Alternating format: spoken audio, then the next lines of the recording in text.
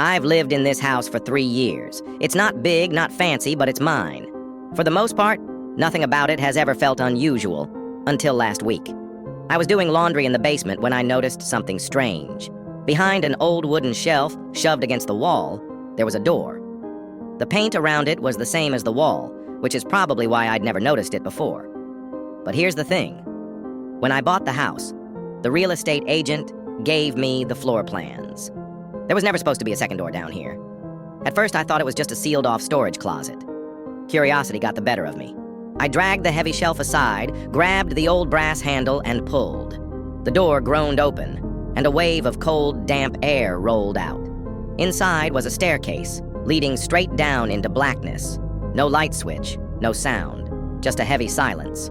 I told myself I'd go only a few steps just to look. The deeper I went, the colder it got. The air felt thick, stale, like no one had breathed it in years.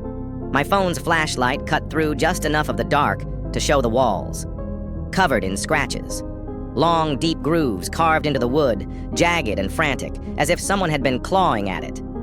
That's when I heard it, whispering. At first, I thought it was coming from below me, but then I realized it was behind me, at the top of the stairs. I spun around, shining my light upward. The door was swinging shut. I lunged for it, but it slammed, plunging me into total darkness. The whispers grew louder, circling me, overlapping, voices all around me, low and urgent. And then I recognized something that froze my blood. They weren't strangers' voices, they were mine.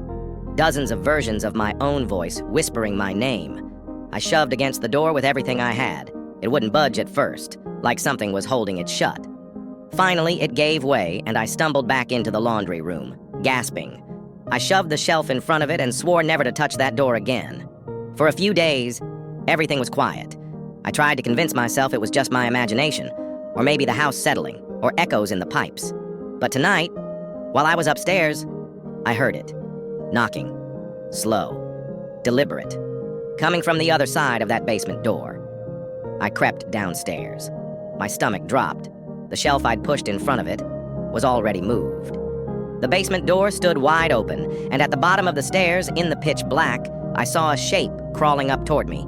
It had my face, my voice, my smile. The light bulb above me shattered, and the last thing I felt was cold hands dragging me down the stairs, into the dark that never ends.